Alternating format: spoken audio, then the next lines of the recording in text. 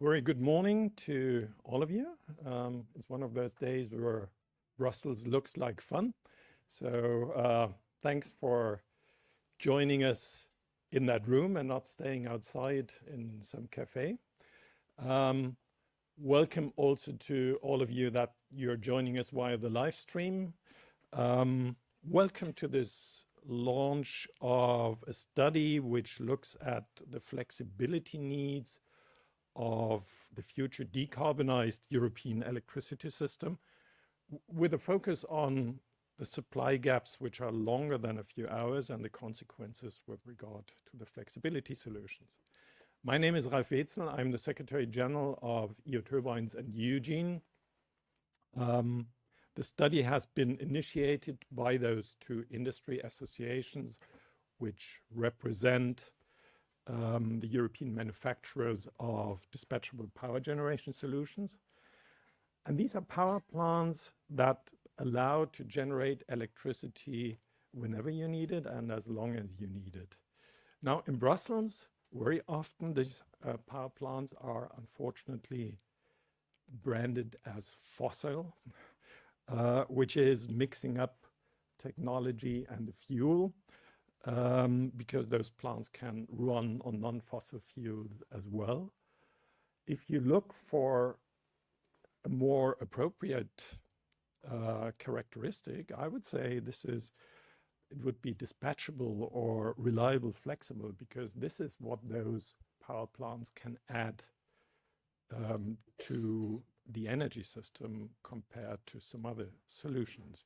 Now, EU Turbines and Eugene had asked Frontier Economics to do the study as a contribution of facts to an ongoing revision of the electricity market design, where we had noted that there's a certain limitation of the flexibility discussion to the short-term flexibility and to some technologies. The flexibility has become a topic for the energy system as we change from a world where we had the large power plants generating the electricity and adapting to the demand. And now we're going to a decarbonized system where the availability of the variable renewables are the decisive factor, or becomes the decisive factor. So that's quite a change. And this study does not look at the transitional availability challenge. So it's not the transitional period that we're looking at, which is caused by the fact that we still don't have enough wind turbines and PV modules installed that we need. But it rather looks at the situation in 2040 or 2050 when those capacities are supposed to be there. And the focus of the study is on the flexibility needs caused by the weather dependence of electricity generated from wind and sun and the seasonal peaks in the electricity demand that we will have by electrifying mainly heating and cooling.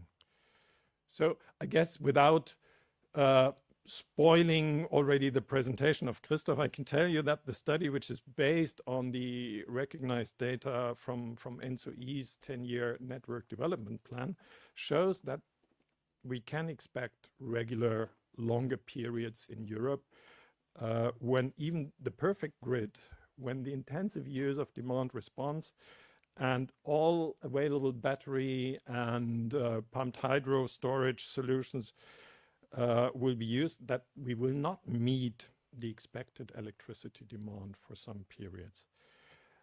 Now, at this moment, we are in a high-speed political process to revise the existing electricity market design. And of course, that's mainly a reaction to the war against Ukraine and the impact on the energy market. But I think it's also very clear that in the proposal of the Commission, the topic of flexibility was picked up, and there are a number of tools suggested to help to handle the upcoming flexibility challenge. So the topics of today, the flexibility needs and the market design. What's the impact there? And we will hear details about the study from Christoph Götzen, the director at Frontier Economics, who led the work of the team. And we will afterwards discuss with a panel of highly qualified industry representatives the impact of that. And I will introduce the panel to you later. But we are very happy to start with a view of Katharina Sikov-Magni. Katharina is, as I guess everybody here in the room knows, the director at European Commission's DG Energy, in charge of the Directorate for Green Transition and the Energy System Integration. And that includes the functioning of the internal electricity and gas and hydrogen markets. Now, gas and hydrogen are just in the trilogue. But the electricity market design is in a very hot phase. We've just seen the 1,000-something, I don't know how many exactly,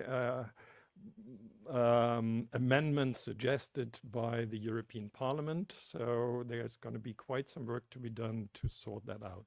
Now, luckily, Katharina agreed to join us and maybe give us an update on their view on this flexibility topic and some thoughts about what does that mean for the market design. Katharina, please.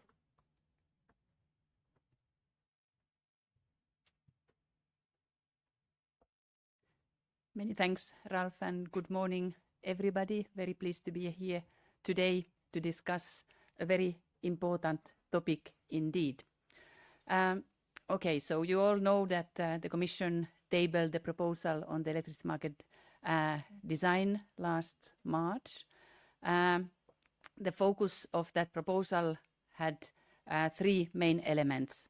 So first, making the energy bills, electricity bills of European consumers and companies more independent of the short-term market price, which often, as we know, is driven by the volatile fossil fuel costs that we saw in particular last year, while at the same time providing stable revenues for those who invest in the new low-carbon economy that we are transiting into. The second objective of the proposal was the deployment of renewables, and as you rightly said, these are increasingly volatile. So we invest mainly in solar and wind, and as we all know, they are not available all the time, even if today seems to be a sunny day. So that's where the question of making sure that we can have electricity 24/7 at a reasonable cost, where flexibility comes in. And then the third element was to improve consumer protection and further empower consumers through energy sharing and similar.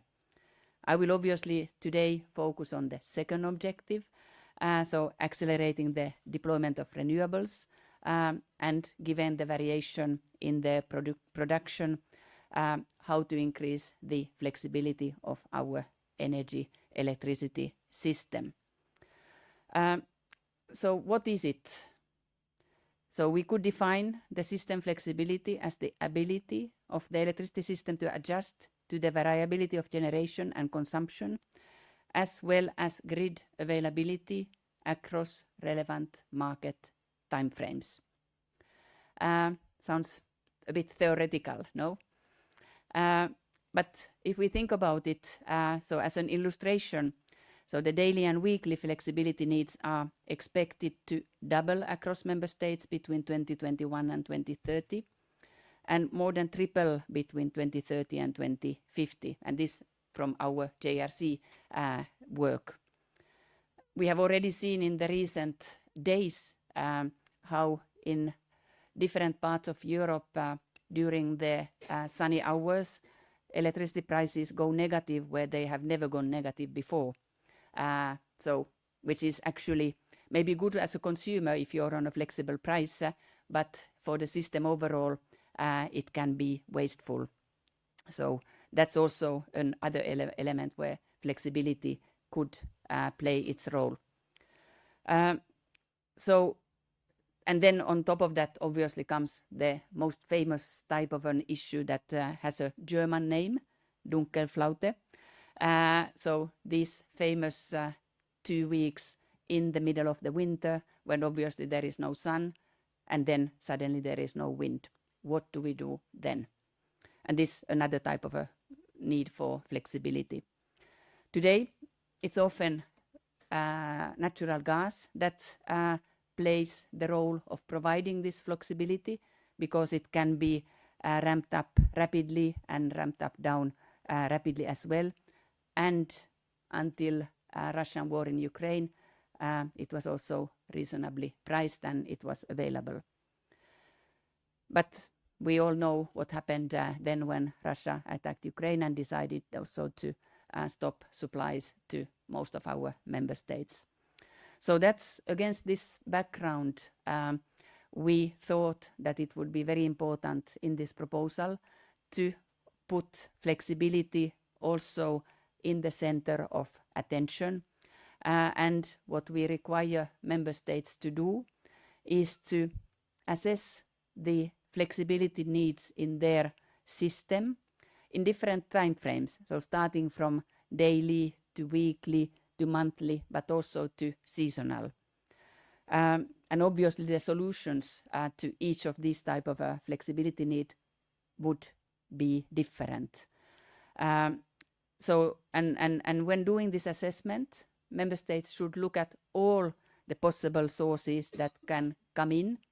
Some member states already have ample hydropower, for instance, that can play this role, whereas others don't.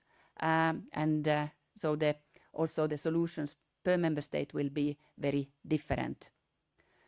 We also ask member states at this stage to only establish an indicative objective, because at this point of time, we actually don't have the underpinning data to say that you shall have X, whatever unit it is, in terms of flexibility, and even less to say something at the European level. So an indicative objective, also an indicative because we want member states to really look into this openly. And we had a discussion on should this be a binding objective per member state, even set by member states, and we decided not to, because in that case maybe the member states would be prudent and put a very, very low objective if it's binding. So we want this to be high and really in the center of that analysis. So we have then in our proposal also provided or are requiring member states to look at non-fossil flexibility. And the reason for this is that today, already through the capacity mechanisms, member states can do any kind of flexibility. And that's often also where, today gas power plants come into play when there are need for flexibility. But here we wanted to stimulate, to incentivize non-fossil flexibility, because in the long term, we need to have everything non-fossil in the system. And here then it will be up to the member states to decide how they will stimulate, how they will incentivize, how the market will bring flexibility, or whether there is a need for public tools or instruments through this new avenue or through the more traditional capacity mechanisms. So I think that is something, people often think that we forget about other types of flexibility than non-fossil. So wanted to underline that this is certainly not the case. That is already something that exists as a possibility. In addition to that, I think there are a few complementary elements in the proposal. So measures related to metering, which would facilitate demand response and unlock further potential sources also from consumer side. The reform proposes also to enable system operators to use the data from dedicated metering services, where smart meters are not rolled out yet. And consumers have the right to have multiple meters so that they can best adjust their consumption to variability if they wish, or to continue having a fixed price tariff contract if they also so wish. But this should allow those who can shift load, if we think of households who have electric vehicles or heat pumps, they can shift load to the low price hours of the day and bring flexibility through that. So what will be key in all this element is also the complementarity between other Commission proposals. So there are many elements that complement, and one which indeed will start the trialogue phase soon is the legislation on the hydrogen and decarbonizing gases, which complements the electricity market design, and where well-developed value chain for hydrogen produced from renewable electricity with electrolyzers will provide large capacity for demand-side response. So the example I used earlier, the negative prices that we've seen during the sunny hours in the recent days, would be fantastic to be a hydrogen producer and be paid for producing the hydrogen, and then you sell it later on. So that kind of a flexibility also is an important element that we want to see in the system. So indeed, we are currently now in the phase where the hydrogen and decarbonizing gases package first trialogue took place, and we will continue then on technical meetings and then under the Spanish presidency. We hope to conclude the file certainly this year. Electricity market design, we are still in the build-up of the Council general approach. We are optimistic that we will have this general approach agreed in the next Council on the 19th of June. There are a few elements still being discussed between member states. None of them really impacting the flexibility part of the proposal, at least not in a dramatic way. And then comes the Parliament, which is shaping its position still. I understand the ITRE vote would be in July, and then a plenary vote in September, and then we would be ready to start the trialogues, also obviously under the Spanish presidency. There also, I think there is a strong willingness from the co-legislators to agree this year. We all need to keep in mind that then the Parliament goes into elections sometime spring next year, and if we don't conclude on these files, then they will be adopted by the new Parliament, and that would be a long way in the future. So let's all work very hard. Also, when you provide your input to the co-legislators, be constructive, look for compromise solutions, and which are as close as the Commission's proposal as possible, obviously, and then we'll get there together. Many thanks.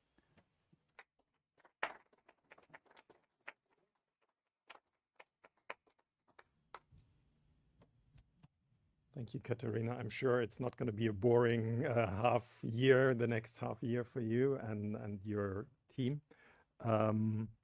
Yeah, so we understood flexibility is in your focus, and that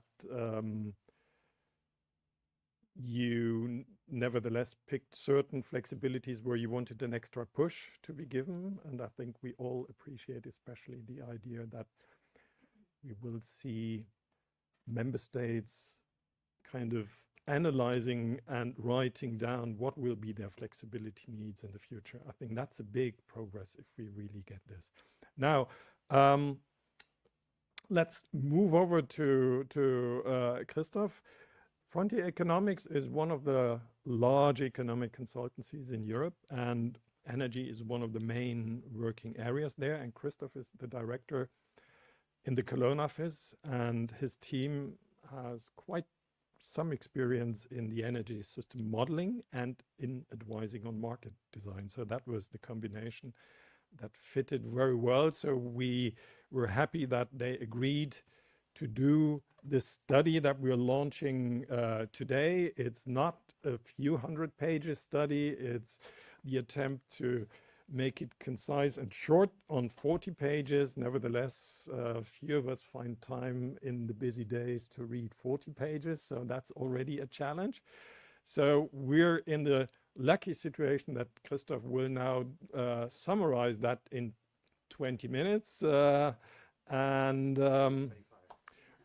Okay, maybe he needs 25, but I can promise you it's interesting, and it's not abstract scientific things to understand, but very pragmatic, practical, and logical steps that he will present to us. So Christoph, please, and maybe we take the opportunity of handing over the first edition of the study to Katharina.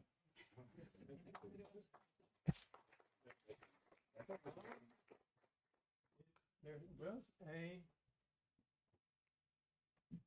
You have it? Okay.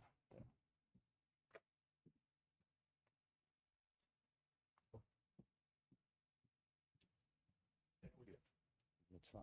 Yeah, thank you very much, Ralf, for the kind introduction. I guess the topic is now spoiled, no? And my task is now to give you some of the boring numbers in the next 20 minutes, but I hope to make it still somewhat interesting. So in the marketing stuff, I also can skip, thanks to Ralf, thank you. And then let's go directly into the number crunching and the fact finding. So as Ralf said, we want to try to make it simple and try to interpret some of the most complex analysis which is currently around, which is the ENSO-E and ENSO-G scenario analysis as part of their TYNDP 2022. And currently the data is all available, so we took all the data from this TYNDP, and we went to the different scenarios, and then we looked into the gaps and the flexibility needs with a special focus on the long-term flexibility. And for those of you who don't know this TYNDP in detail, here are like two scenarios. Both of the scenarios, which are called global ambition and distributed energy, they are in line with the Paris targets. And that means with these scenarios, we are in 2050 as Europe climate neutral. So that's kind of the idea of the scenarios. And we have just picked like two numbers. On the right-hand side, you see the demand, which is assumed in this scenario. And if we want to decarbonize our economy, we will have a strong push towards electrification of various sectors. The heating sector, we heard it with like peak power demand in winter. We have industry electrification, but we also have transport, the green bars on the right-hand side, which is coming up as additional source for electricity demand. And if you look at the numbers, I don't go into the details, you can say the plan is to about go from 2,500 terawatt hours of power demand in Europe to somewhere between 3,500 and 4,000. So in other words, we are adding in 25 years 2 times the power market of Germany. That's the size what we are adding here to our demand.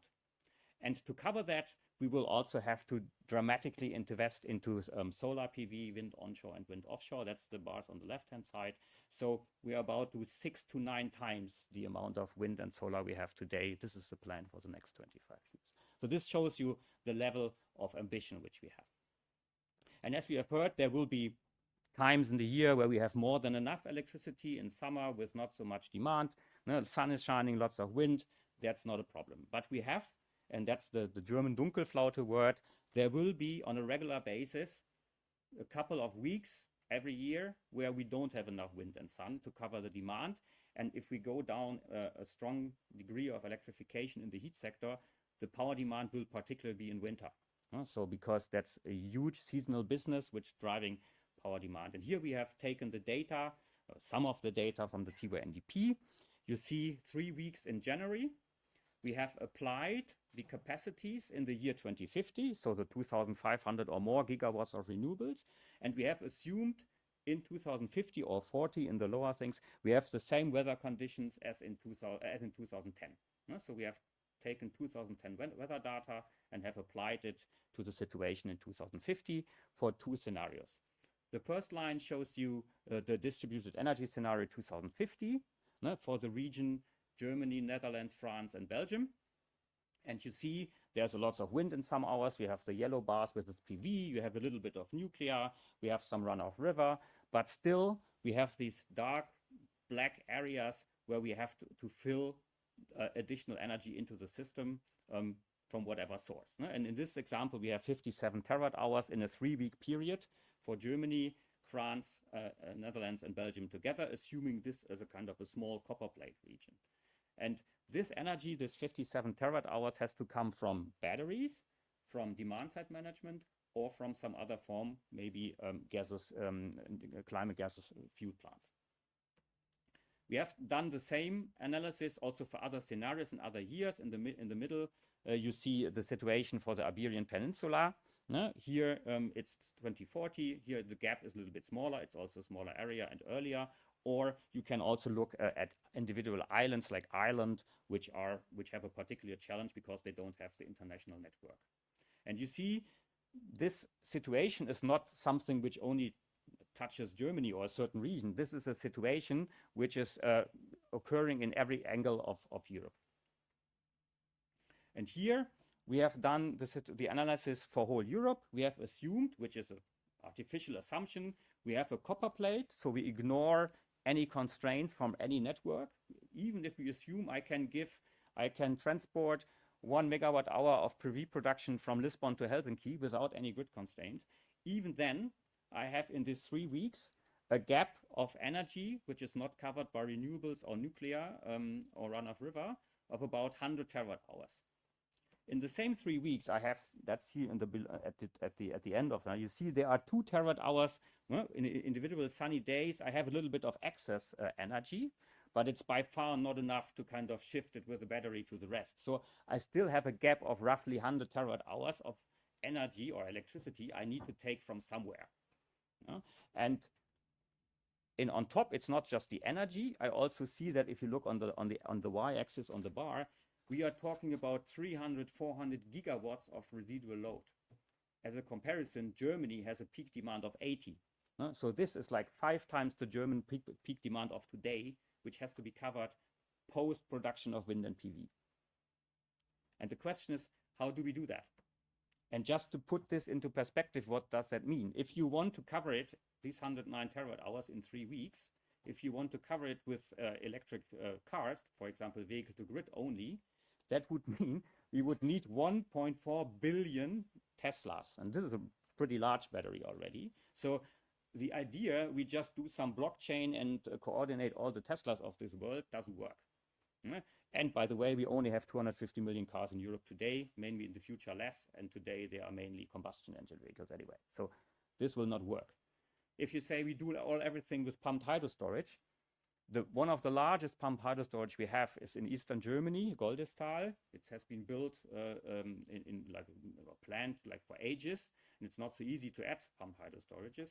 We would need 12,500 pumped hydro storages to cover this gap. This shows you already it's not doable just by using some batteries here and there and or pumped hydro storage. We need molecules and some bigger storages. And I think that fits very well what Katharina Sigomagni said. We need the batteries and the storage. The pumped hydro storage, we need them for the 2 to 6 hour gaps, shifting surplus solar PV to the evening hours. Perfect. Yeah, we need that. That's definitely needed. We also need demand-side management.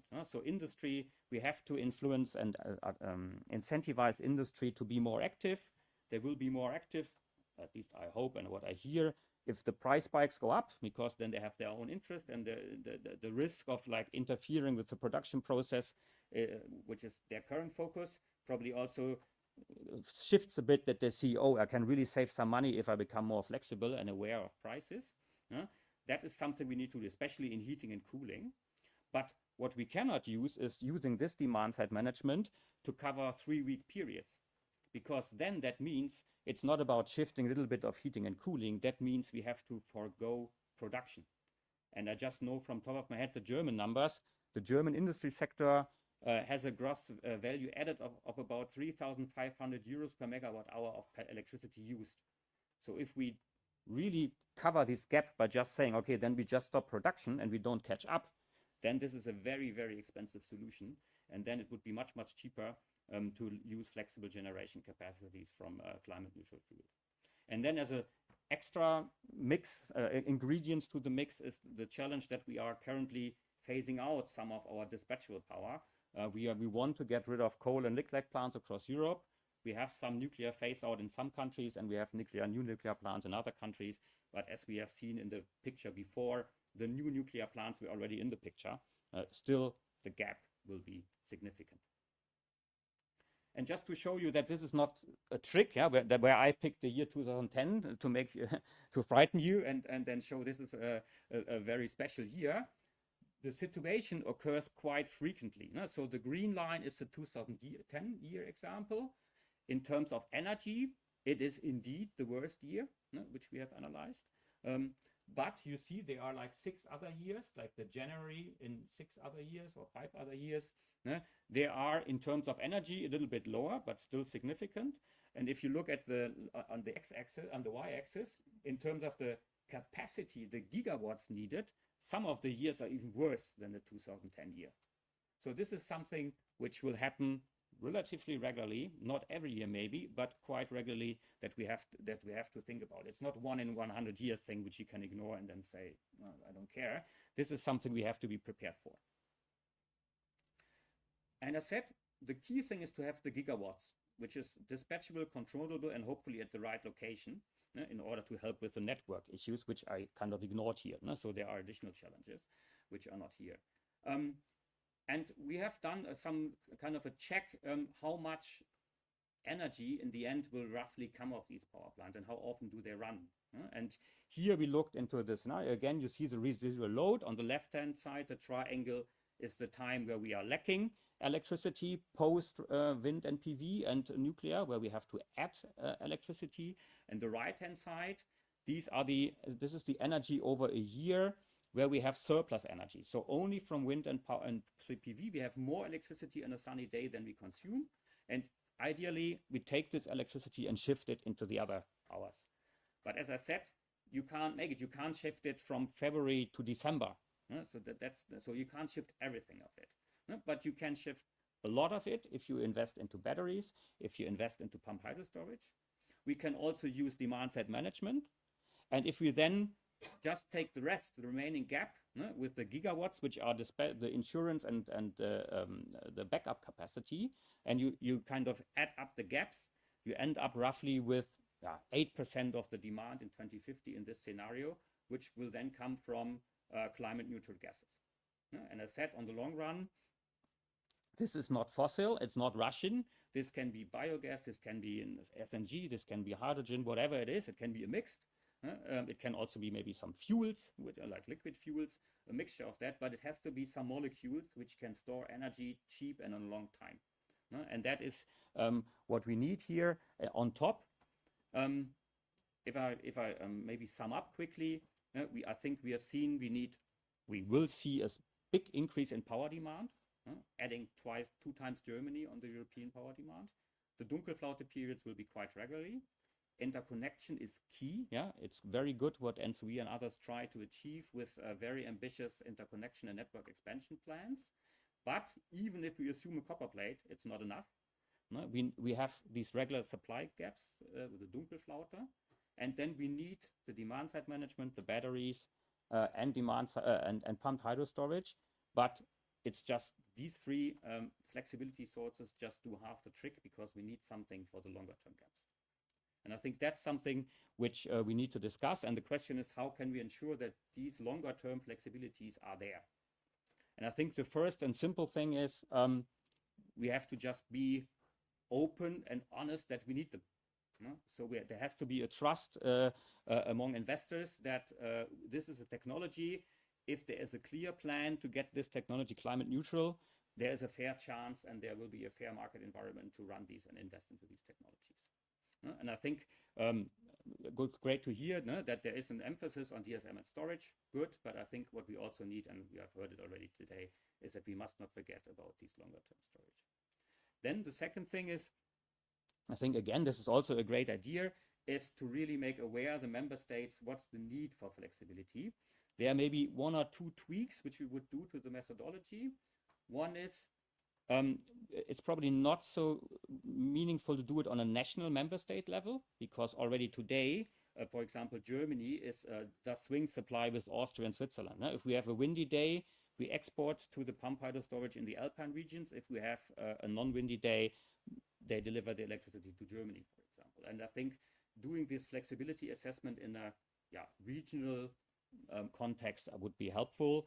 And the second step is not to kind of earmark certain technology to a certain level of flexibility. So it's good to be clear what flexibility products are needed, and then be technology neutral and agnostic and open, as long as they are carbon neutral in the end, which technology fulfills which kind of flexibility when. And don't prescribe this flexibility has to come from DSM, this has to come from batteries or whatever.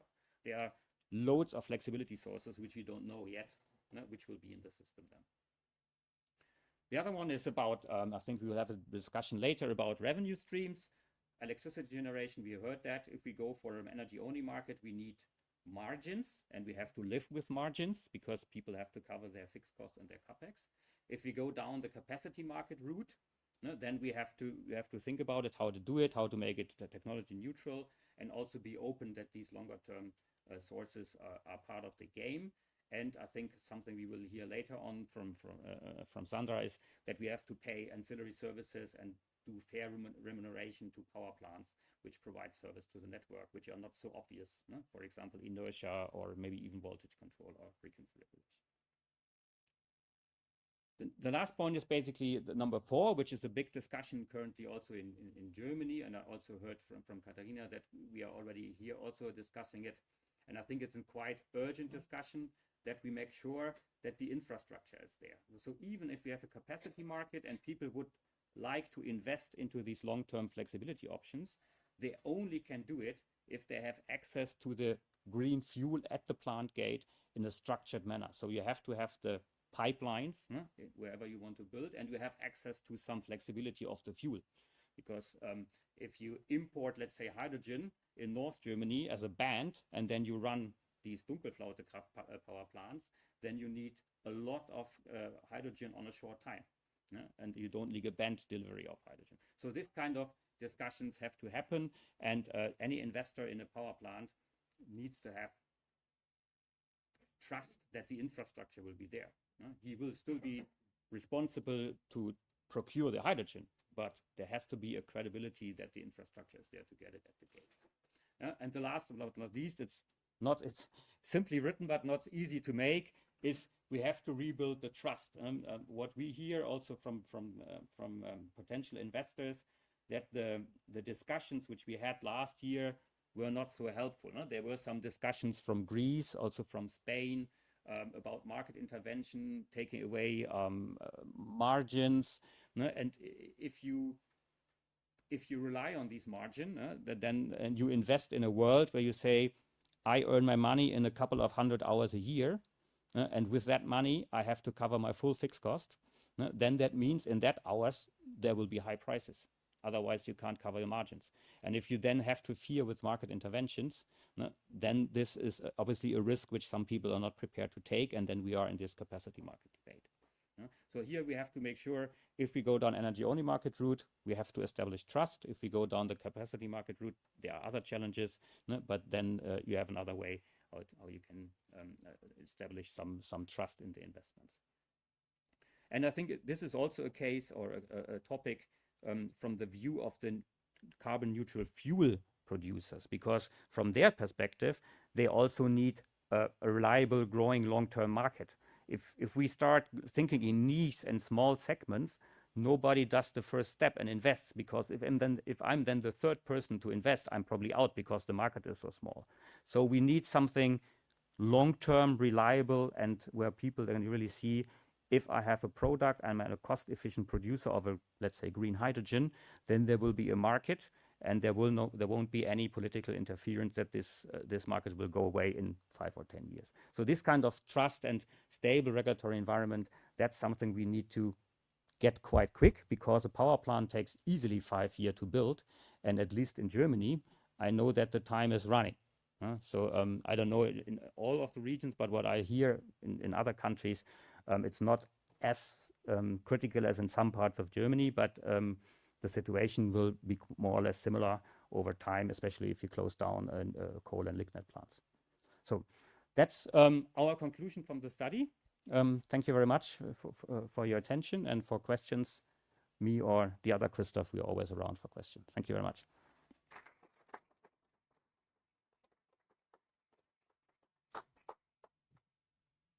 Thank you, Christoph. I think it put a very nice spotlight on the specific challenge of the longer gaps in we know flexibility, and I think that's in the definition of the Commission proposal on the market design, saying flexibility covers all time frames from the very short-term seconds to the very long-term seasonal thing and everything in between. So I think our feeling was this more longer-term aspect gets a bit lost in the views, and that's why we try to put the spotlight on there, and I think you did that very well.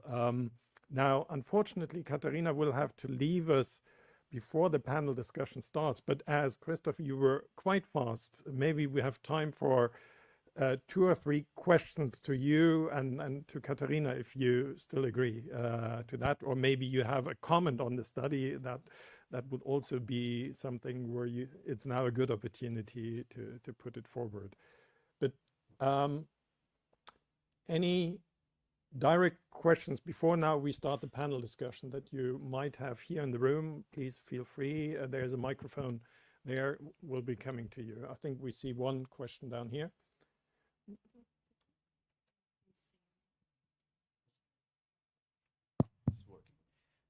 My name is Piero, and I work for European Commission. I wanted to ask quickly, just one point is, how did you model the unlocking of flexibility on the demand side in this study? And another second question is, how do you see imports in terms of electricity, but also fuels? So maybe I start with the import.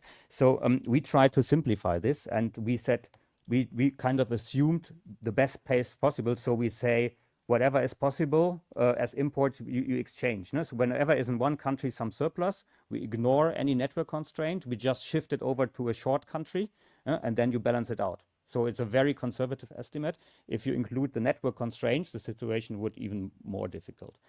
On the demand side, we didn't, that's what we try to avoid, go into these very complex nitty-gritty discussion, when exactly come to DSM, when the battery. We just wanted to show you, the question is not how much exactly comes from demand side management, but you have seen we had like 30, 50 terawatt hours all over Europe in this period. It will not be enough. And entering these kind of nitty-gritty discussion, what is more efficient, industry for 2 hours or a battery for 6 hours? This is, we wanted to kind of get away from this discussion, because as far as I know, there are not so many industry demand side or demand side mechanism applications which can cover 2 weeks in a row without additional significant costs. And with demand side management, you have 2 things. One, first of all, you have the ramp up costs. Here we have go down the smart meter route. People will cover them once we have them. It's very smart to have the flexible tariffs, and then we can kind of do the same service as a battery, covering 2, 3, 4, maybe 8 hours in a row. But we don't have so many cheap industry application where you can cover 2 weeks in a row, and that's what I meant. Then you are in, you can call it a brownout. You can call it brownout demand side management if you want, but in the end it's a brownout, and you lose a lot of money. And I said the German numbers is like 3,500 euros per megawatt hour. If you really do not produce an average German industry good because you want to save 1 megawatt hour of electricity, and that's super expensive. No? And that's why we didn't go into this detailed demand side management modeling.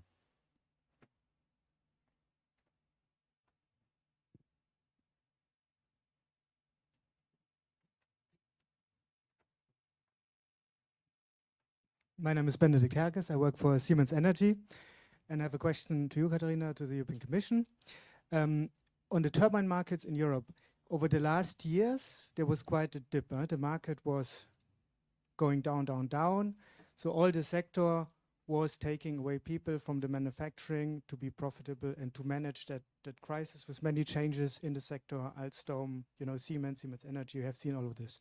Now things are picking up again globally. For our factories in Germany, they are fully booked until 2025. There's no single European project. And Germany, for example, wants to be carbon neutral by 2035. And for this, we need, I think at least the number I have, maybe the study has a different number, 22 gigawatt of gas-fired power station to manage what was shown here. The concern that we have is, how do we get this done? In 10 years, no free slot now. We need to ramp up. We need to ramp up people. We need to ramp up the supply chains. We need to make sure that we can manage that load, not just we, Siemens Energy, but the European manufacturers, if we want that this, what is needed, can actually come from Europe. And having manufacturing from Europe for Europe is high on the agenda. I'm afraid that we come into a catch-up effect, where now here with EU turbines, we're hitting at the bottom and say, hey, look, we're going to have a problem, but nobody's moving. There's no, our customers, no investment certainty, not only because there is no money for fossil fuels, let alone certainty, how do we decarbonize that fossil fuel? And then at a certain moment, everything comes out and the Europeans cannot deliver. And so then we need to look in the world, where can we get the capacity for the manufacturing? So my question is the Commission aware of this challenge, and what is your plan maybe in the next Commission to make sure that, well, we have the market incentives for the long-term security of supply, and more importantly also the incentives to decarbonize really the gas for that sector? Because in the Fit for 55, let's be honest, there's no incentive for greening the fuel for re-electrification. So is this coming in the next Commission? What are the plans there? Thank you.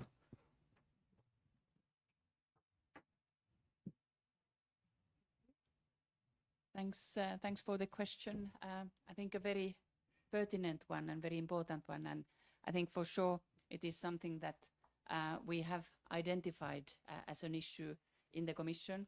I think in a way, the Net Zero Industrial Act is a reflection of the need to make sure that we have production capacities of various types of equipment and infrastructure products in Europe. But how to get there, how to get the investments done in order to expand the production capacity, I think is something that merits further thought. In a way, what we discussed today here about the need for flexibility, different type of flexibility, making member states to set a target, even if not a binding one, should also create the certainty, if you wish, for what we want to see in the future. And then member states may put into place also support schemes in order to get all this done. So I think the elements are there. And I also wanted to congratulate Christoph for the study, which I couldn't say in my speech because I was supposed not to have seen the study. So I think it comes extremely timely. It has very valuable figures, which some of them are actually, shocking, if I put it very, very bluntly. And that is something that should also push our, politicians, be it in the Commission, in member states, to take action, to provide the incentives for us to have the production capacity in Europe as much as possible. For next Commission, I think these are the type of food for thought that should be fed into. And obviously, I, as a civil servant, cannot say anything of what the next Commission may bring. So, thank you.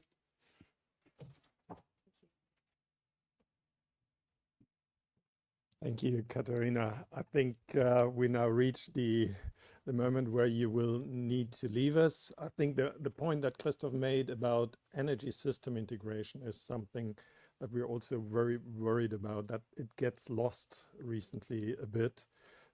And I think this is in your area, and we hope you can convince then the new Commission to put a spotlight on this, because that will help the energy system really to decarbonize a lot. Many thanks for your time. and for joining us. See you soon again. We're going to continue now with a panel discussion, and I would like to have the panelists on the floor. So that's Christoph, of course, who will join us, and that's Sandra Torres Ortiz, that's Marlene Östmann, and Dorothée Coucharière. Please join us here. There's no fixed seating. If you just leave that one for me.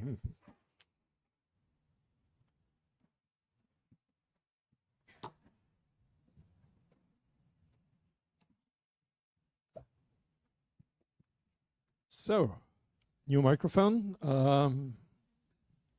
We have a panel that really is competent on discussing now a bit the consequences, and we'd like to structure it a bit on, once again, looking at the flexibility challenge, then looking at this technology for flexible generation that we need to decarbonize, and then look at the market design.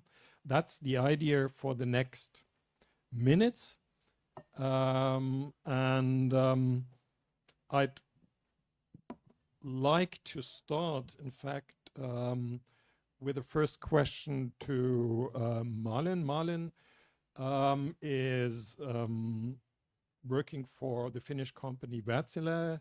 Wärtsilä employs, it's not so known, in fact, all over Europe, but it employs 18,000 persons, I understand. And Wärtsilä provides solutions for the marine and for the energy sector, and here especially engine power plants and battery solutions for the energy system. And Malin has an engineering background, if I get this well, and worked for Boston Consulting after having done different positions in Wärtsilä. She's now in charge of strategy and business development as vice president. Now, Malin has lived over the past years quite some time in Singapore, I understand, and sometimes we have the tendency in Europe to regard us as the center of the world and think we're the first ones to solve all the problems. But with your wider view, are there things that we can learn with regard to flexibility from other parts of the world?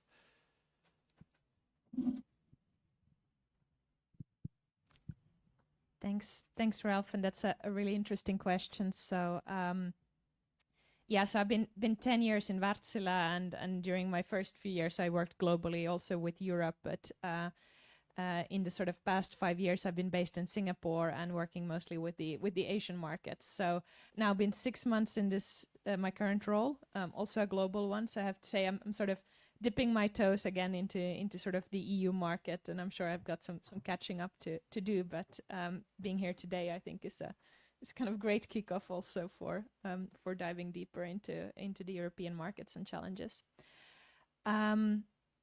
Regarding what we can learn from other parts of the world, I think there's always things we can learn. Of course, I think Europe and EU are definitely ahead in a lot of aspects. And I mean, working in Asia, I think we also want to lift examples, from Europe to show on how to do things. I think particularly on policy and regulation and so on.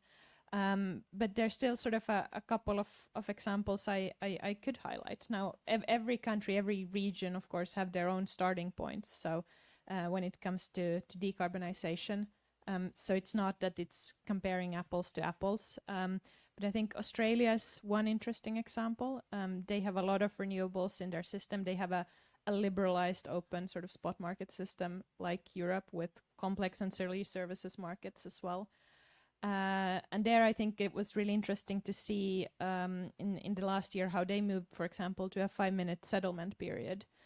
So they really sort of have increased, you could say, the granularity of the market, the visibility of the sort of price signals, and sort of allowed that, and not saying that you sort of, it's an exact one-to-one that Europe should take inspiration from, but at least what I found, it was really interesting to see that you see the value of flexibility suddenly when you have sort of those 5-minute bursts as well, and And we have a power plant that runs in South Australia, which is a 60% renewable state. And at many times it sort of crosses the 100% threshold. And there you can sort of see it operating in this very flexible environment where you also have price signals that enable that flexibility. So at least that was a very interesting takeaway from me. One example from working in Asia. And if I mention another one that's a bit more broad, I think it's curious to see that countries as different as China, Japan, Vietnam, they are also recognizing the need for flexibility and balancing renewables. They also are setting out sort of paths to net zero. And okay, the year and the decade might be different than in Europe, but they are setting some of those plans, and they are seeing that need. And they're also seeing the need for firm flexible capacity, dispatchable capacity, that was also highlighted here in Frontier's study. And in Wärtsilä, we're also doing modeling and across the whole world, and that's something that we see coming out in all the cases. And I think just the fact that such different countries across the world are coming to these same conclusions is also, I think, validation that we're onto something here, and it is a crucial part of enabling the energy transition. Thank you, Marlin. Maybe now let's include Dorothy in the discussion. Well, Dorothy is the European Affairs Director at ENGIE, and I guess most of you here know ENGIE. It's the French company that has a lot of generating technologies and solutions in the portfolio, from renewables to flexible generation, and is active in quite a lot of markets, not only in France and Belgium, as we know. But yeah, I think with your knowledge also globally and your experience with the different technologies, what's your idea of 2050, your best guess? What technologies will we really require? Will we be able to focus on a few, or what will be the way forward? Thank you for your question. Good morning, everyone. I think, as you said, it's not easy to be an energy solutions provider nowadays, because everybody expects you to have the silver bullet, right? And I think if there is one lesson we have learned from the energy crisis, is that it's not good to put all your eggs in the same basket. So at ENGIE, we really focus on different energy solutions. Of course, as you said, we're a worldwide company. We have huge portfolio of renewable, and we are increasing it by 4 to 6 gigawatts per year installed capacity. And what we see is that to actually back up this increasing, intermittent type of energy production, we need flexibility in front. So flexibility can be provided by storage facilities like batteries, for especially we talked about solar production, for intraday, daily management of solar batteries are very good. For more long-term flexibility, like wind, for example, over a week, we need different type of flexible assets, and actually a flexible production, so CCGTs and greening it would be, one solution that we see as a backup in the system. So as I said, there is no one single solution that we look at. Pump storage as well is a very important part of the elements. But as said before, we kind of reaching maximum capacities in Europe. It's very costly to develop, very difficult as well. And what we see is that in the coming years, there is a big threat on flexible production. And I think the report is really timely, because this is not really a question that is addressed currently by the policymakers, right? It's the kind of the elephant in the room. Nobody wants to talk about it. But the reality is that in the coming years, 65 to 80 gigawatts of flexible capacity will be decommissioned. So what are the necessary market incentives that we need, to ensure that we have this backup in the system? It's our security of supply that is at stake. So really, I mean, we look at all these solutions, and we have proposals to make it work. But yeah, so it's a bunch of short-term, long-term storage, flexible production capacity. Thank you, and that's kind of the perfect kind of link to bring in Sandra as well. Sandra works for a German TSO, transmission system operator, called Transnet BW, being in charge of the southwest of Germany. And now we say that's the elephant in the room, and somebody needs to take care of. It's the TSO that somehow has the obligation to ensure that the grid is reliable, that this is ensured, that we don't have any blackouts, brownouts, or however you want to call it. So that's exactly the question to you, and you're the specialist within your company for topics like congestion management and balancing services. So that's exactly where you're the expert on. So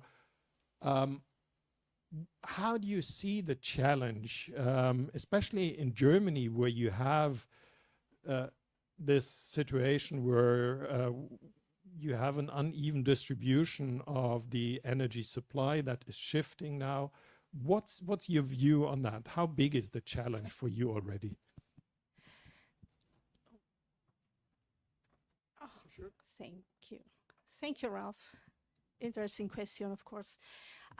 Well, of course, keeping the lights on is certainly our top priority, even in the face of the challenges ahead that we are discussing today, like increased volatility, dunkle Flaute. I will even say a cold dunkle Flaute, when even this is colder as normal. And in the case of Germany, the current phase out of nuclear and coal power plants. But of course, we are committed to address those challenges by, for instance, exploring innovative solutions regarding not only grid development, grid enhancement, a better system operation and so on, but also looking at the flexibilities. How can we integrate them into the system? Because I think that they are crucial to achieve a clean, affordable, and reliable energy system. So for that, I think that we are we just use or taking a forward-looking approach. And what do I mean with that? Let me give you two examples.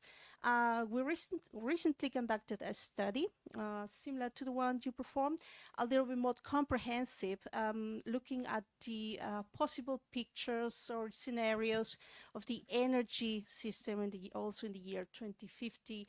And from that study, we got a lot of valuable insights regarding how important the European solutions are, how important it is to make our system fit now and start now, but also the importance of flexibilities.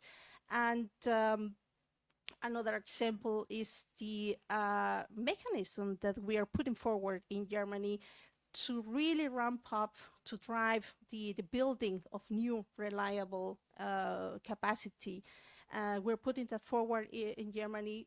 Currently, we're having this discussion because although we have these situations in 2050, we will have them in 2040, and I will say 2030. I mean, we're not that far away. We have to prepare right now. We have to start now, even yesterday. So, of course, we cannot do this alone. And for that, we are engaging with regulators, stakeholders, other TSOs and DSOs, of course, to look for foster innovation, look at that innovative solutions, because at the end, we need to deliver. We need to deliver a secure electricity system that the society is expecting. Thank you. Now, I think the challenge in Germany indeed is very specific in the sense that you have this situation where you shut down coal and nuclear, which is a lot placed in the south, where there's also a big amount of demand, and then you have the renewables very often located in the north. So you have a grid limitation at the moment where you can't transport enough electricity from north to south. So the study assumes what's called the copper plate approach, saying there's no grid restriction. We can transport everything whenever we need it from everywhere to every place.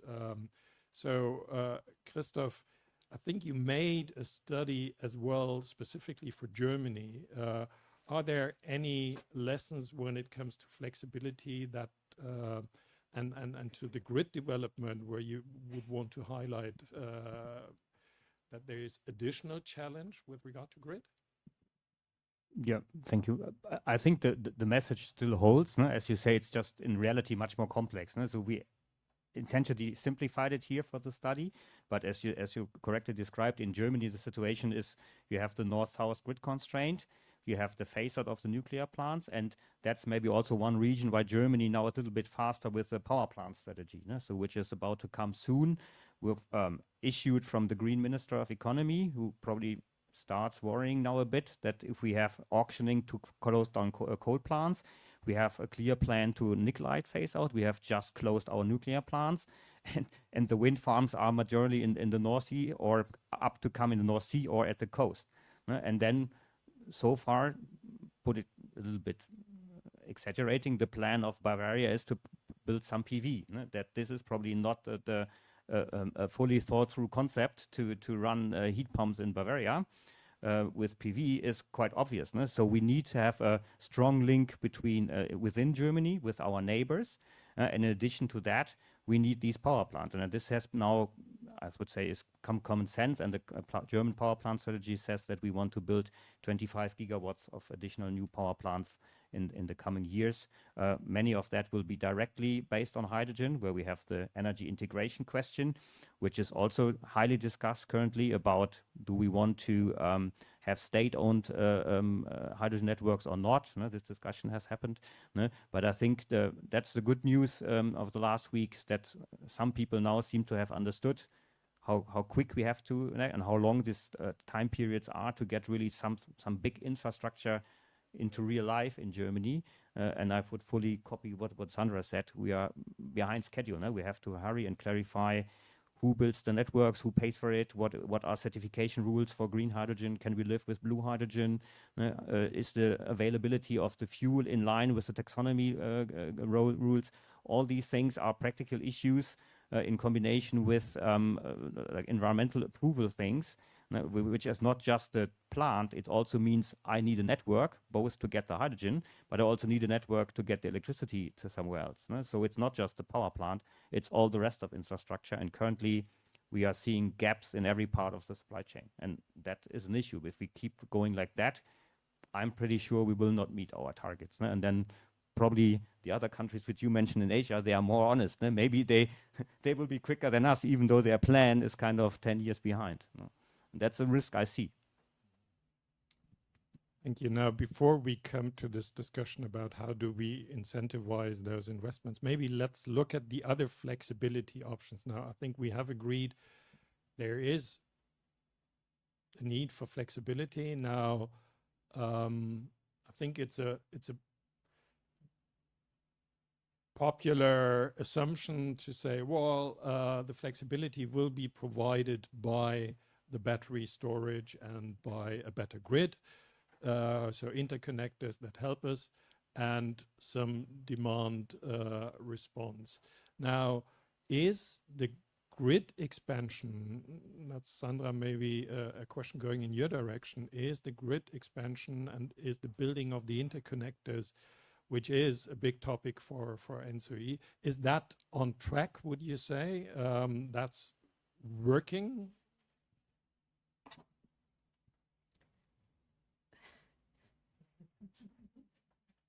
Of course, yes.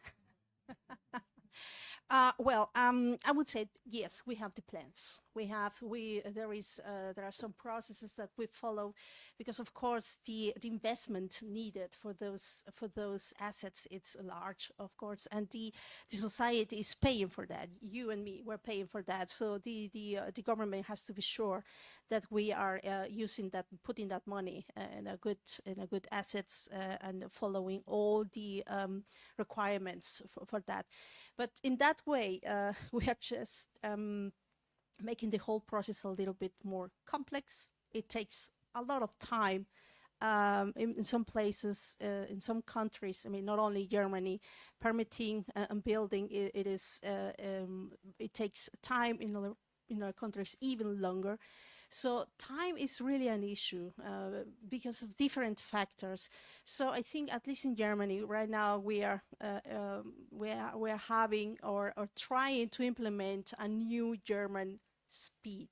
That's also worked because we're trying to be a little bit more pragmatic, try to decrease bureaucratization, because as I mentioned before, we already have the plans. We know we made all those analyses, cost-benefit analysis, and we know that we need the grid, but it takes time. And yes, we are a little bit behind the schedule. We have to say it. It is known, but I think that with this kind of shock in the last years, there is a new awareness in the society, in the government, to try to be a little bit more pragmatic, maybe like in other countries, to speed up the process. I think that I am positive. I am optimistic of the future development in that direction.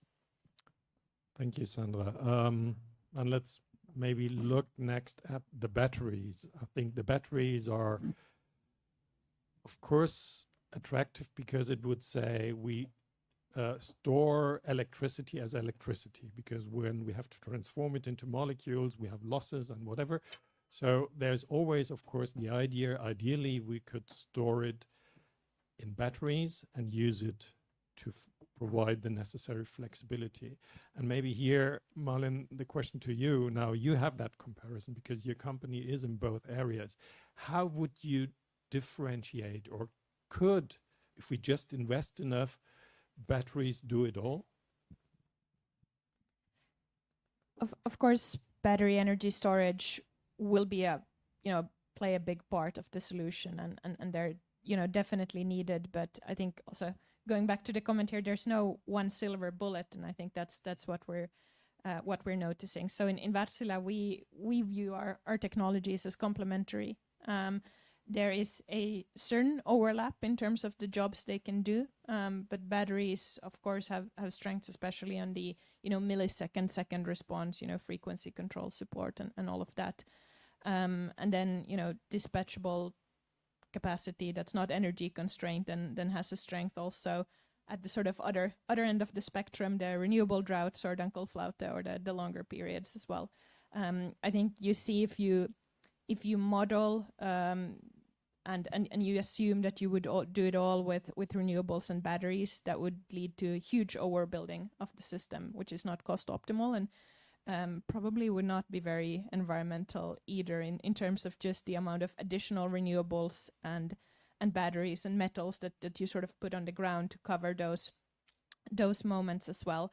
And even more to that, I have to say, I really liked your point, Christoph, of not linking the technology to the job to be done. And I think this is really important, because we don't have the entire sort of rule book. We may not even see all of the solutions. So it's really important not to sort of close doors prematurely and say, okay, for this job you need batteries, for this job you have something else. So there's a lot of jobs to be done when we talk about flexibility and supporting the energy transition and enabling a renewable baseload system.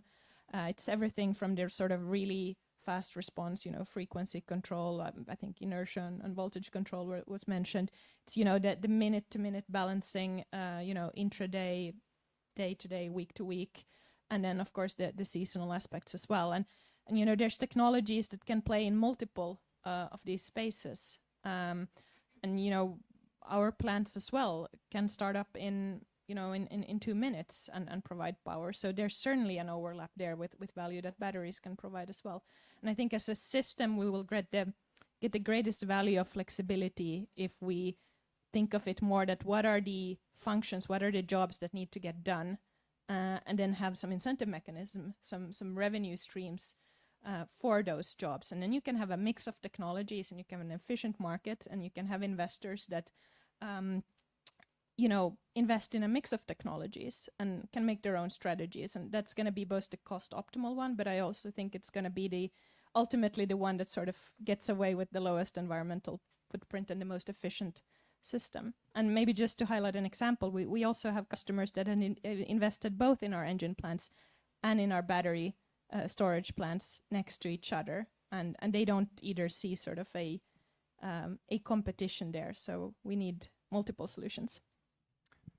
Thank you. And maybe now, Dorothea, I'm asking you a question that you can't answer because it's not your task, but how does an operator of generation solutions and storage decide on, this is now the one, I'm going for the battery here and invest in that, or I'm building a plant? So any idea? But maybe that's an unfair question at the moment because... Yeah, but I mean, I couldn't agree more with what my colleague from Wärtsilä said. I think it really depends on many factors, right? What you expect the technology to provide, and also what's the market conditions for the technology to provide, what you expect the technology to provide. So it really depends. I think for batteries, it's clear that we see a lot of potential, but also the market incentive to batteries is not really clear at the moment.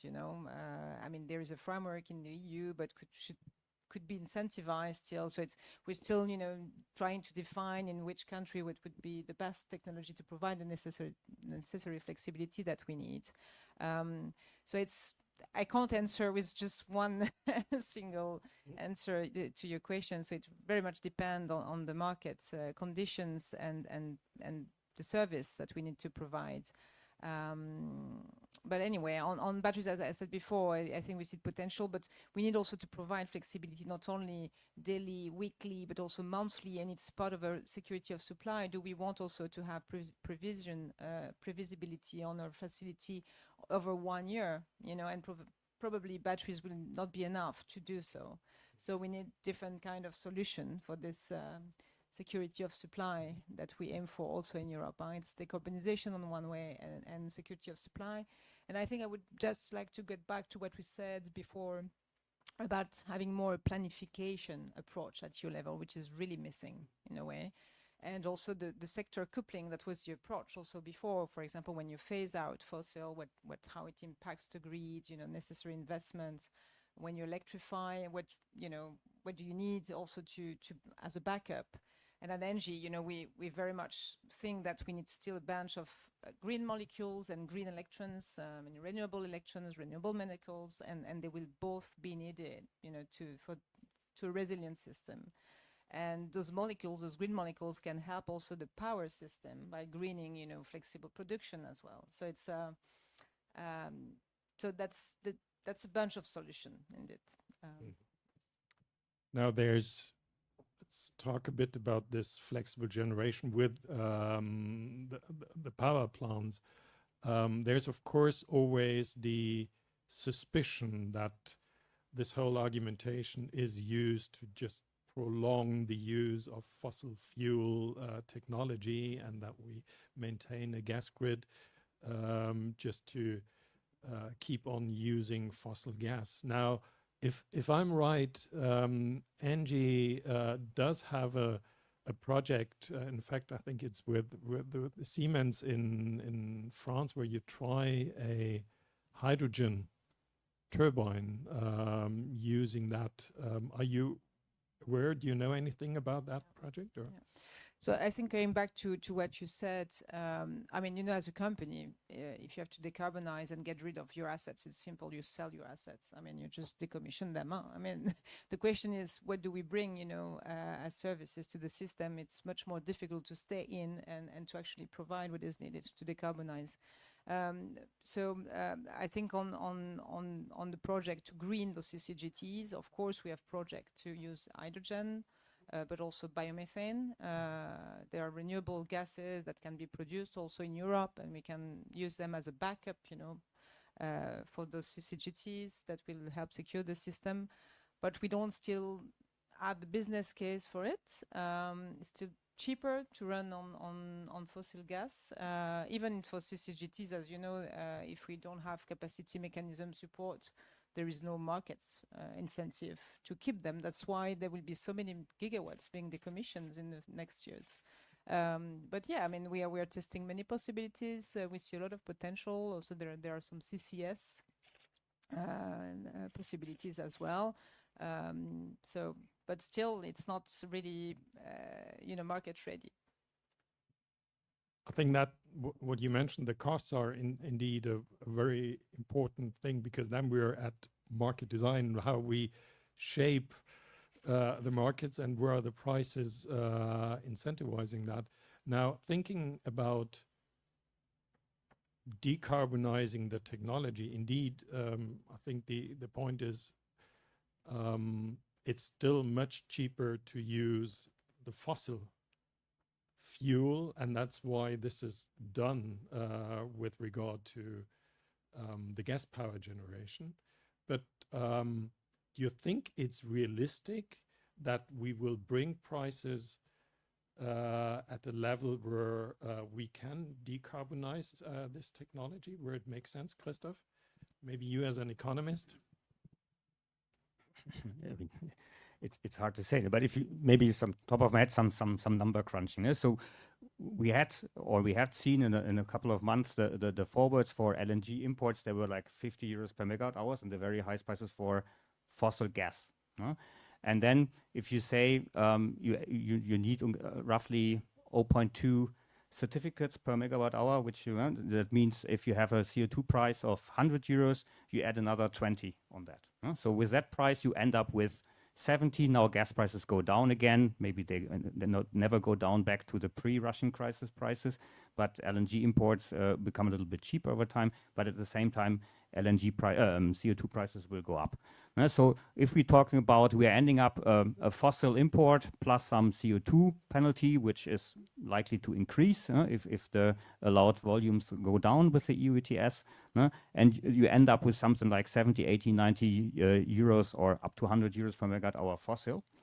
For that money, you can also provide, in the longer term, blue hydrogen. You can provide pretty soon already biomethane at that cost. So there is a way, and depending on the CO2 price signal, the gap is not that as big as it might appear. So the cheap fossil gas times are over anyway. So you get some extra LNG premium on that, and then the CO2 price kicks in. And you always have obviously the risk of policy intervention, which we see in the capped CO2 prices in the heating sector. There you will, at least in Germany, you have a price cap until 2026.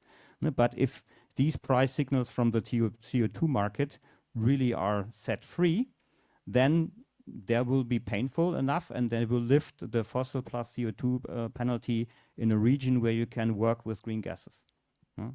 The question is, when does it happen? How quick is it? Will there be trust by green hydrogen providers that there will be a large market? If we call hydrogen the champagne and we must use it only where we can't avoid, and it's a very small market, then people will not invest. If we tell them this is the future, then people all over the world, we have already now improvements here and there, start investing. Then you have like good initiatives like H2 Global, where you have some coordination. We might have them some proper certification. Then these green gases markets globally can evolve and can be cost competitive. May I add to that, Ralph? Sure.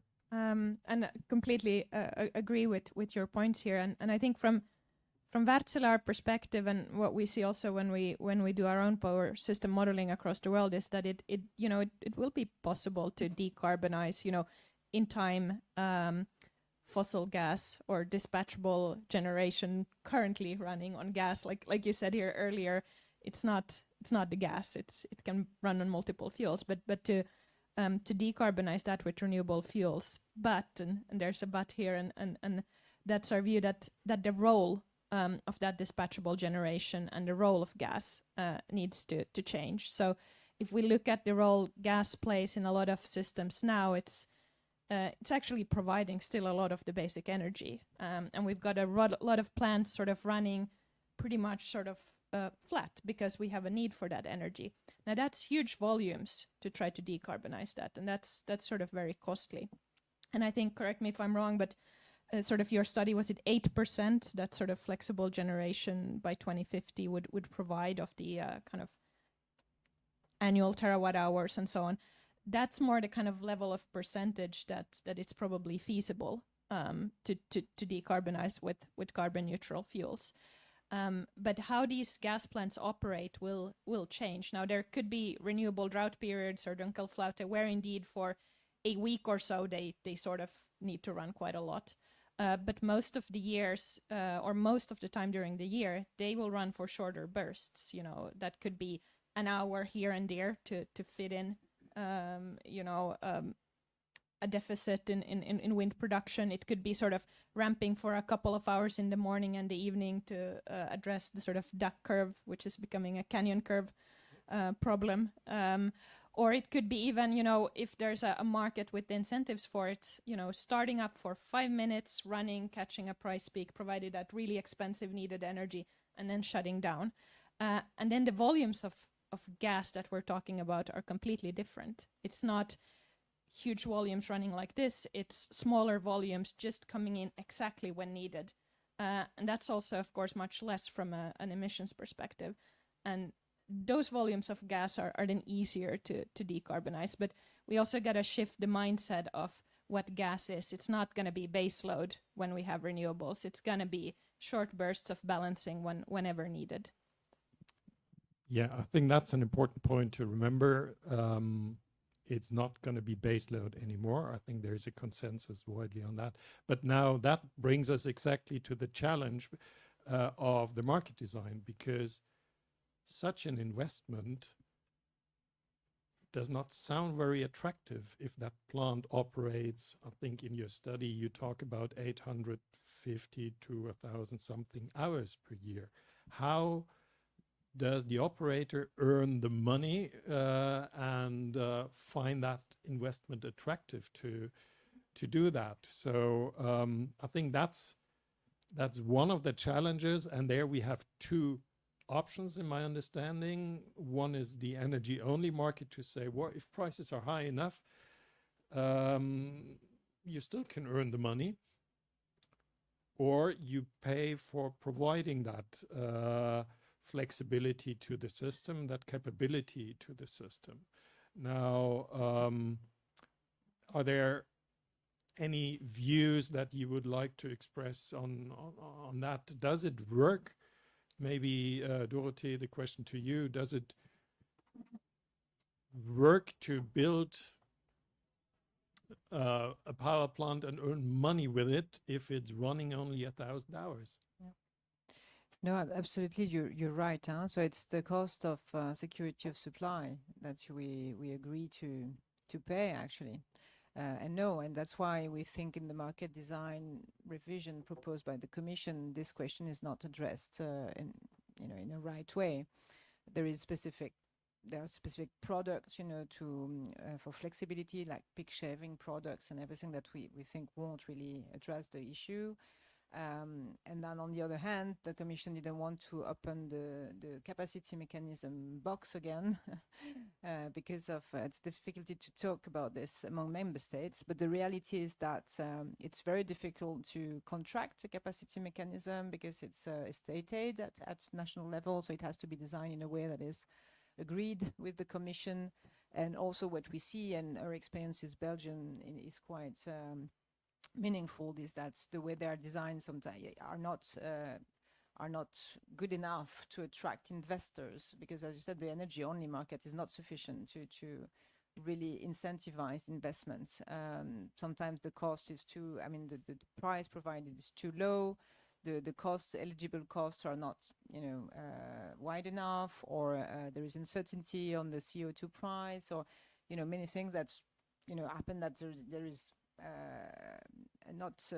no bidding companies, in the process. So it needs to be addressed, and as you said, probably it's in between. So remuneration of the capacity of the capex, but also remuneration of the greening of those flexible assets. So more support to the OPEX, and we think that dispatchable power agreements, as they're being put in place in the UK, could be a solution as well to incentivize also the use of alternative energy in those CCGTs or else. But it's actually not addressed. What we see is that at the Parliament, this question is being, put on the table. It's being discussed among member states, but yeah, we don't really see a proper answer to that in the proposal. Sandra, I think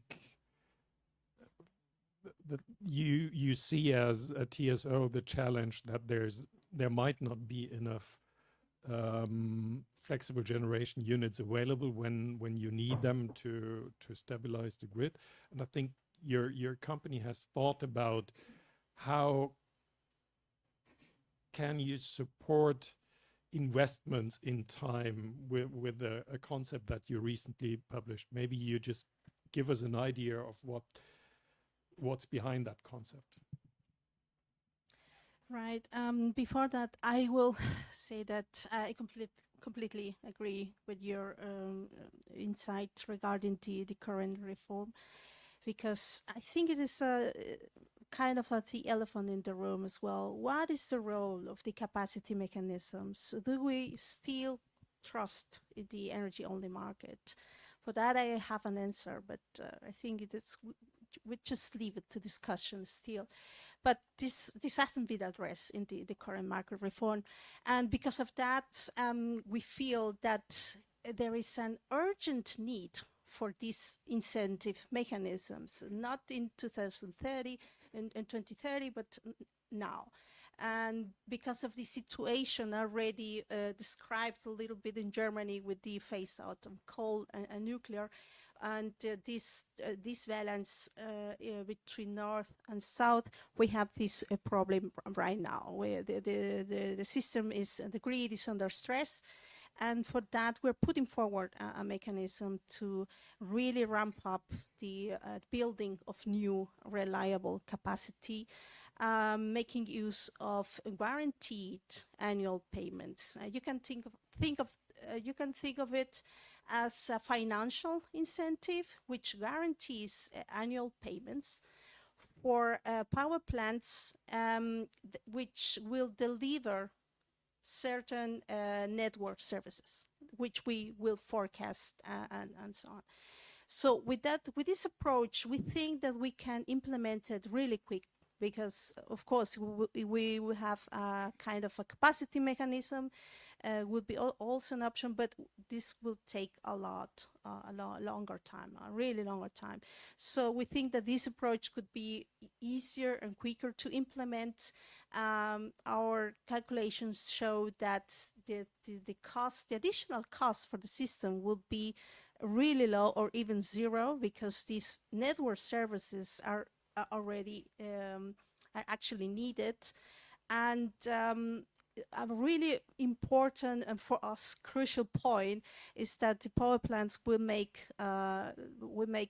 provide network services. So we'll be happy to provide more information, detailed information, if someone needed. Those network services you're talking about, that's the ancillary services providing inertia or frequency control. Well, we are also looking at different aspects. For instance, redispatch would be one of them, but of course it is about the location where the system need those services. So yes, it would be different kind of services. And if I understood you well, then that, in your eyes, would be sufficient even without capacity mechanisms to be in place, just the market income plus those payments to kind of support a good investment plan. That's correct. That's correct, because what we are doing with this approach is making those revenues bankable. We are giving the guarantee and that way to make them bankable, and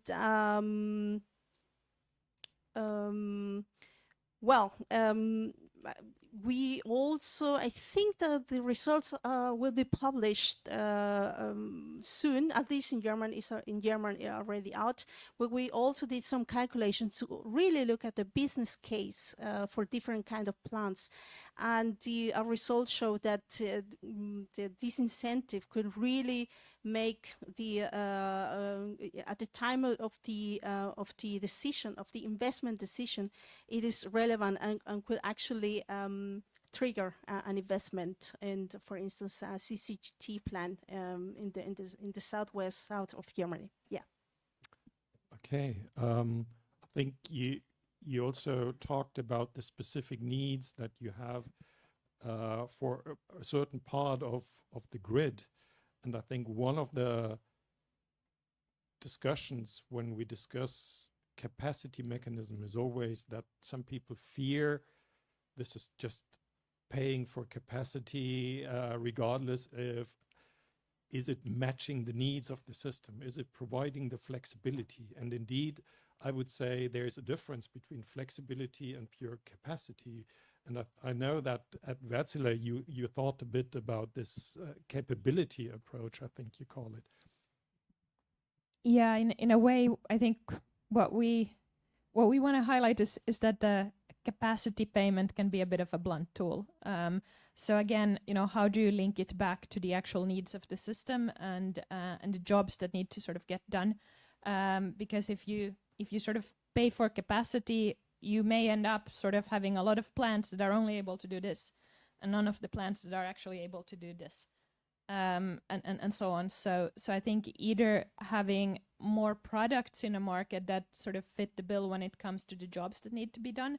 Of course, you could still, in theory, utilize a capacity mechanism, but sort of just link it to the capabilities needed of the technology needed. So, and that could be structured in different ways. And this is actually a global topic that I've talked about also outside Europe. So, I mean, you could have flexibility requirements, really going into the operational parameters and dynamics of the plant. What's the needed startup time and what are the other sort of technical requirements for the services that need to do, and you could sort of tier it. So again, creating this link to the jobs that need to be done in the system, so that then if you have plants that can run the Dunkelflaute, you have plants that sort of fulfill this certain balancing need, you have plants that can start up in 2 minutes or less, you have plants that are already perhaps operating and can directly provide frequency support.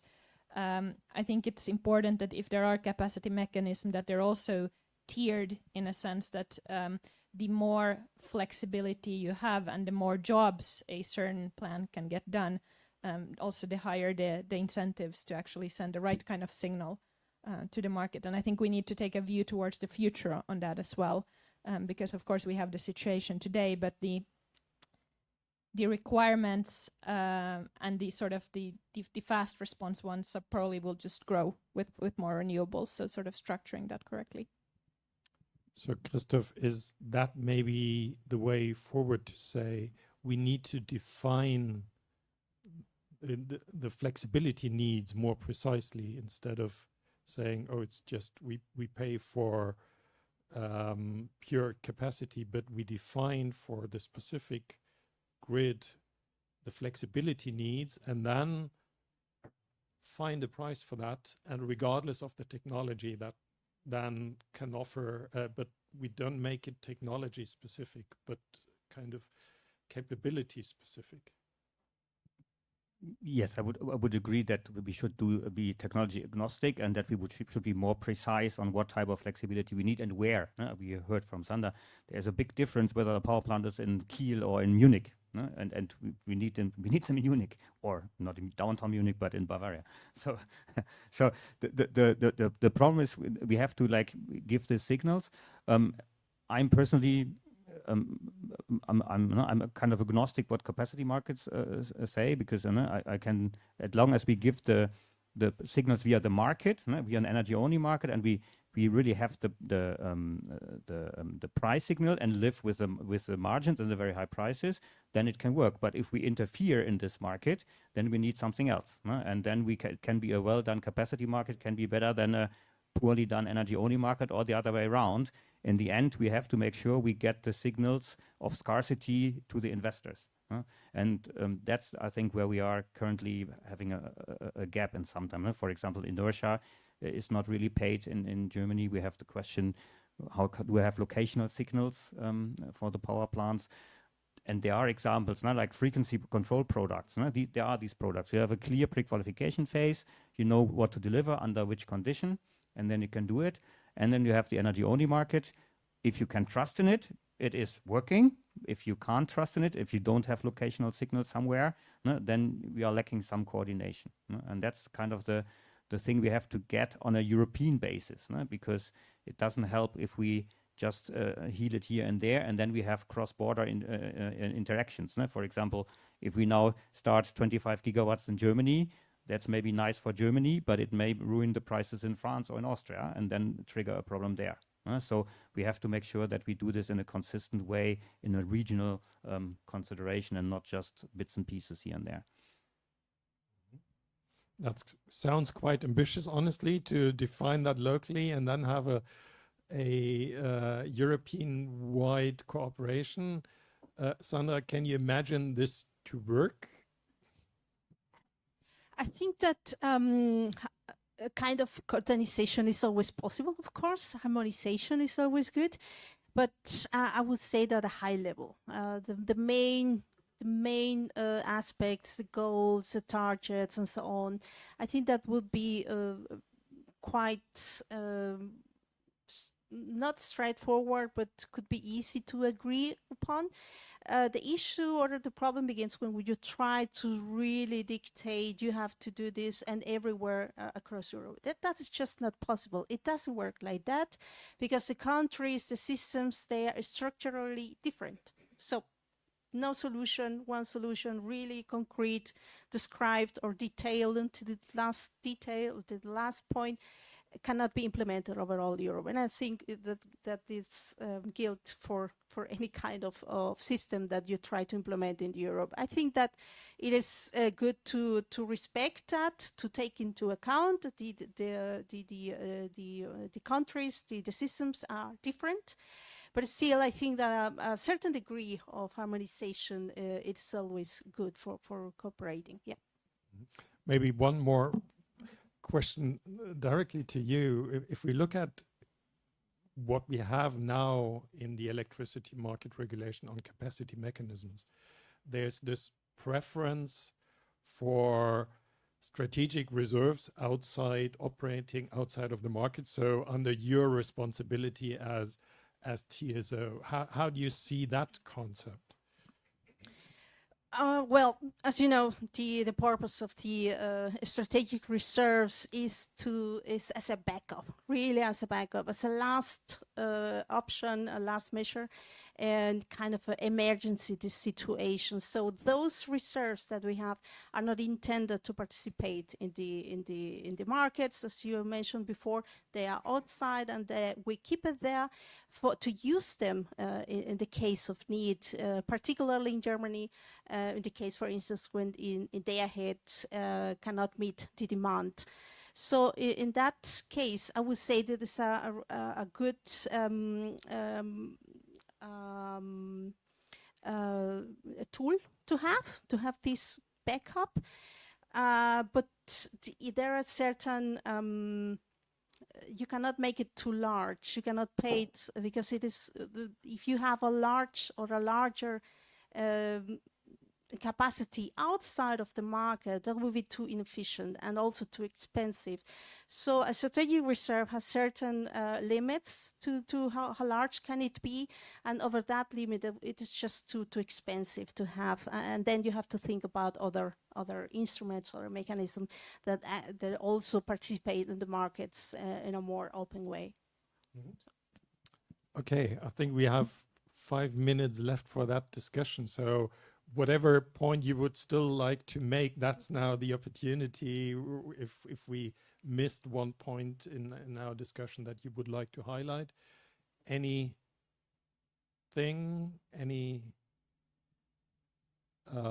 well, you seem to be all happy.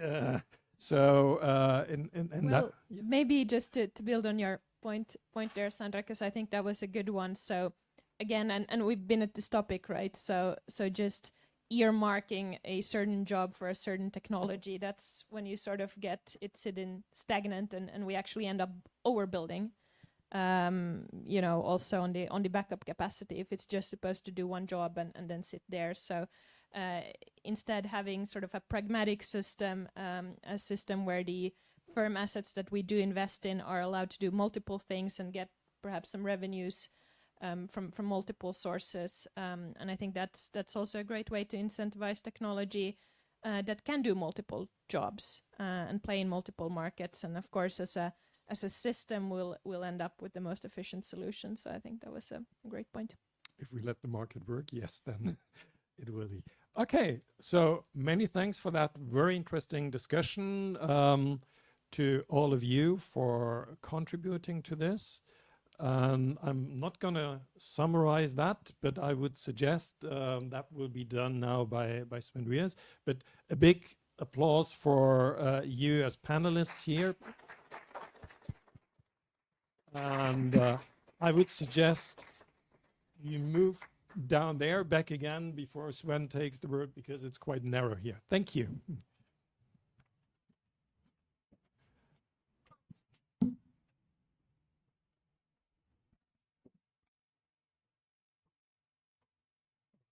Okay, thanks a lot to this panel discussion. I think it was a great discussion, and thanks a lot to all of you to participate. A very warm welcome also from my side. I think we've learned, or we've heard a lot today about flexibility and how to approach the future of the energy system.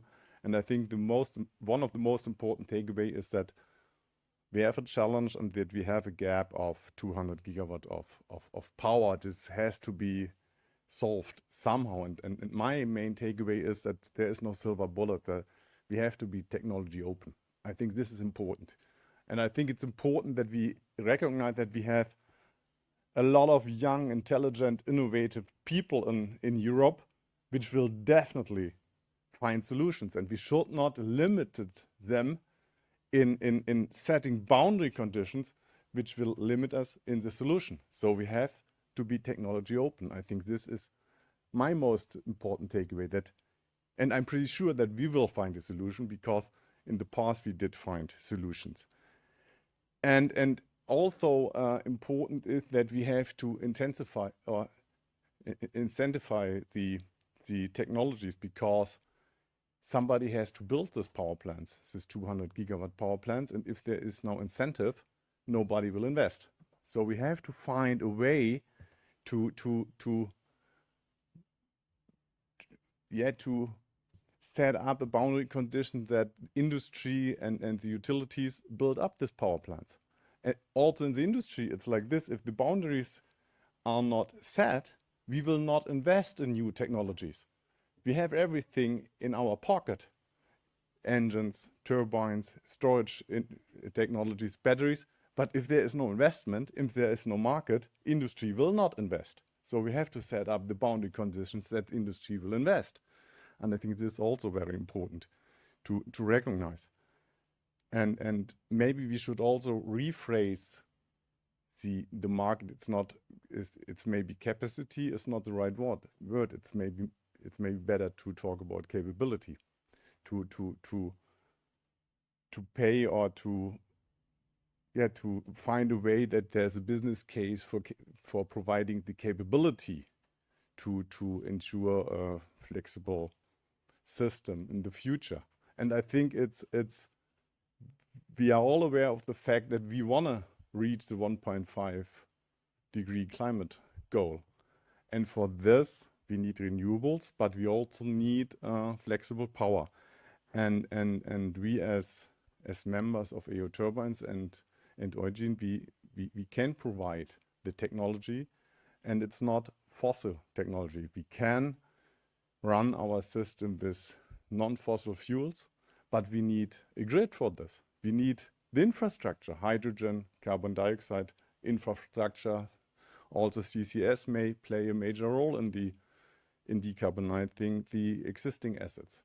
So I think it's a challenging time and it's an exciting time, but I'm pretty sure that we will, at the end of the day, find a way to achieve our goals. But we have to be technology open, and we have to be and we do not have to limit ourselves in the technology. I think this is important. Yeah, I would like to thank again to Catherine. She already left, and I think she gave a nice flavor of the thoughts of the Commission. And also, of course, I would like to thank Christoph and his team of Frontier Economics for this great study. I think it's really great study, and it came to the right time. And I hope that a lot of people will go through it, because it's really fruitful. And you can find the study on the internet pages of AO Turbines and Eugen, and also at Frontier Economics. Please download it. It's really worth going through it. By that, I would like to close it. And thanks to all the participants on the screens. I hope you did have a exciting 2 hours. And I also would like to thank all the participants in the room and invite you to the lunch. Those on the screen, have a nice lunch or coffee. Thanks a lot. Hope to see you soon.